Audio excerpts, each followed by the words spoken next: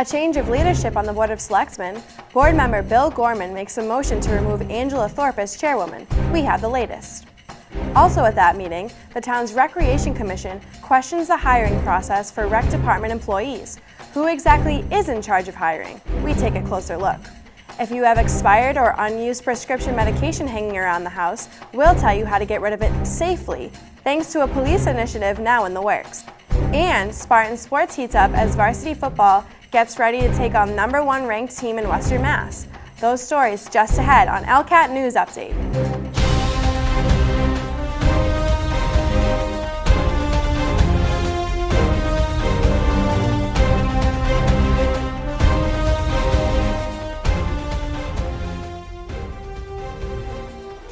Good evening, I'm May Randall. We begin tonight with a shakeup within the Board of Selectmen. Member Angela Thorpe is no longer chairwoman. Paul Federici is now the current chair. At Tuesday's meeting, board member Bill Gorman called for a motion for Thorpe to be removed as chair. He stated allegations of abuse of power against Thorpe, made by a town resident during a recent board meeting. On a complaint we had from a taxpayer the last time, the complaint was made by Mr. Stites. Gorman said he's looked into those complaints personally. He also blamed gridlock within the board itself, primarily on Thorpe. This board has been running up and down, up and down. We can't get nothing done here because of what's going on. So I'm going to change that tonight. She's delaying the select board from getting things done in a timely manner.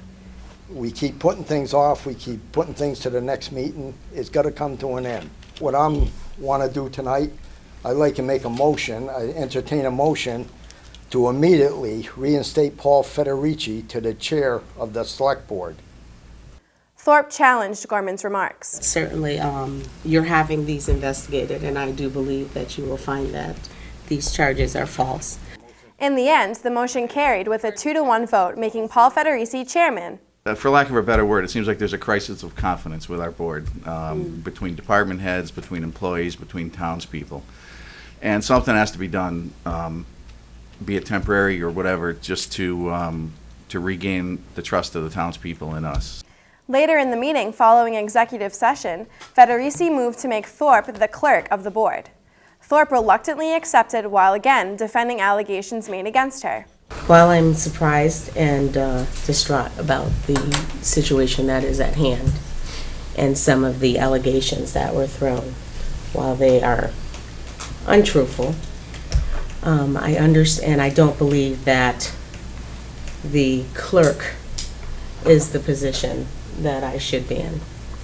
However, I do understand that the board does need a clerk, and for the best of the town, I will accept that position and then deal with other things in another manner. The board's next meeting is Tuesday, September 30th at Town Hall beginning at 6 p.m. One more note from the Selectmen's meeting. In light of recent staff openings within the town's Recreation Department, the Recreation Commission last night brought to the board's attention that it has authority over hiring Rec Department staff. Commission Chairman Tom Kay, alongside Rec Director Colin Drury, noted a 1960 bylaw. The Recreation Commission was established under Chapter 40 back on March 5th, 1960. And part of this establishment of the Rec Commission may appoint such clerks and other employees as it may from time to time require. So any discussion, I feel, as the chairperson of the Rec Commission, should be tabled at this point. Okay. And hiring of such people should be tabled at this point. At issue, a Rec Department staff position now under consideration. Last night's discussion was continued in executive session. The board tabled the matter of the new employee. In other news tonight, we have a day you may want to mark on your calendars. If you have medications that are hanging out in your medicine chest that you need to get rid of safely, put September 27th on your to-do list. The 27th, which is a Saturday, is National Drug Take-Back Day.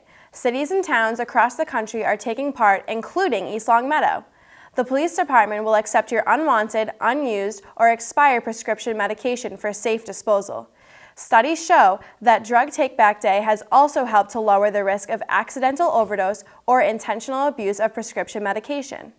According to the CDC, drug overdose is the #1 cause of death by injury, and having unsecured prescription drugs in a house is a major risk factor. Again, National Drug Take-Back Day is Saturday, September 27th locally at the East Longmeadow Police Department. The hours are 10 a.m. to 2 p.m. In sports news, it's being called the biggest game of the season for Western Mass football.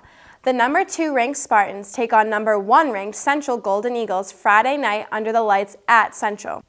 The boys are working hard during practice this week in preparation for Friday. Central has always been a tough game, and this season is no exception. Co-captain Connor Humphreys says they're ready. All right, well, we watched their film against Everett, which is one of the top teams in the state, and they played them to a tough game, so it's going to be a good game, but I think it can go either way, and I think we'll come out on top. Humphrey says the Spartans are working on making a few adjustments to prepare for a bigger running game from Central.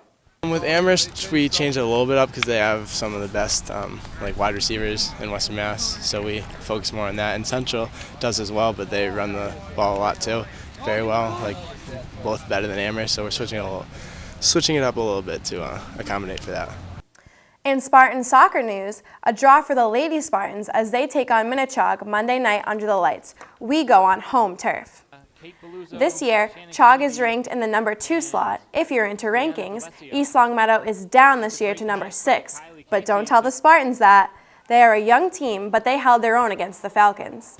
The first half battle ended scoreless.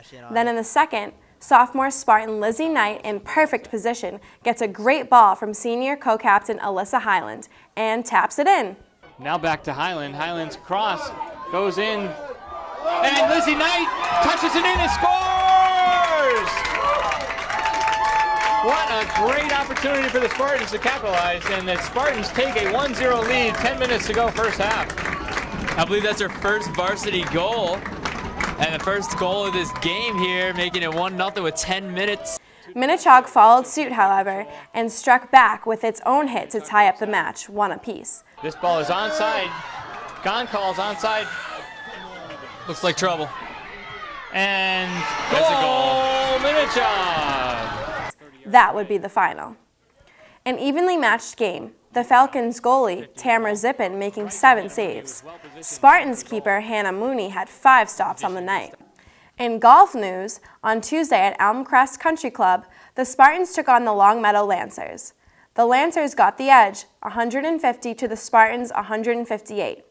Longmeadow's Dean Ackerman led the way, shooting a 35. East Longmeadow's Chris Cage had a strong day, coming in at 2 strokes behind at 37. The Spartans next face Cathedral and West Springfield later in the week. Stay tuned to ELCAT News Update for more highlights of Spartans sports action throughout the week. Well, that will do it for us tonight. Thanks for watching ELCAT News Update. I'm May Randall. Until next time, good night.